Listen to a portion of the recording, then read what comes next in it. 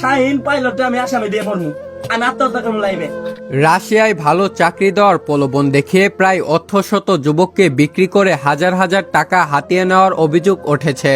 এই চাঞ্চল্যকর অভিযোগের তীর জামালপুরের ইসলামপুর উপজেলার এক সময়ের এমপি প্রার্থী শাহিনুজ্জামান শাহিন এবং তার ভাই সাবেক উপজেলা চেয়ারম্যান নাসের বাবুলের দিকে।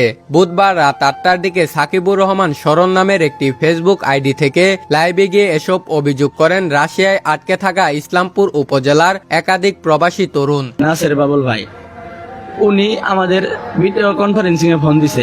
ফোন দেওয়ার পর আমারে দেখেন কি বলে বিস্তারিত এটা শুনেন। উপজেলা চেয়ারম্যান স্যার বলে যে তোমরা গেছো কষ্ট করতে, কষ্ট করবা। পরে আমি বলি যে হ্যাঁ স্যার ঠিক আছে কষ্ট করব, কিন্তু আমাদের বিক্রি কেন করলেন?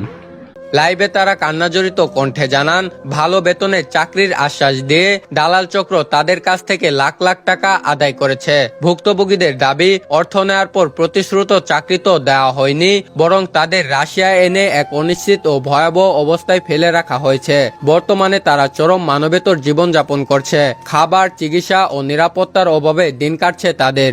এই পরিমাণ ভয়াবহ কাজ দিচ্ছে আমাদের, যা বলা বাহুল্য। প্রথম দিনে আমার ভাই কালাম ভাই উনি অসুস্থ হয়ে পড়ে, বমি করে, অ্যালুমিনিয়ামের গুঁড়া হয়, কালাম ভাই অসুস্থ হয়ে পড়ে।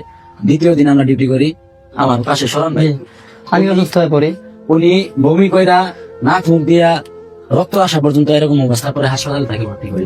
তাদের কাছ থেকে 8 লক্ষ করে টাকা নিছেন, কিন্তু তাদের সঠিক কাজ দিন নাই কেন? বলা হয়েছিল ভালো চাকরি থাকবে, নিরাপদ জীবন হবে, কিন্তু এখানে এসে তারা আজ অসহায়। তারা বিষয়টি গুরুত্বের সঙ্গে তদন্ত করে দোষীদের বিরুদ্ধে কঠোর ব্যবস্থা নেওয়ার দাবি জানিয়েছেন।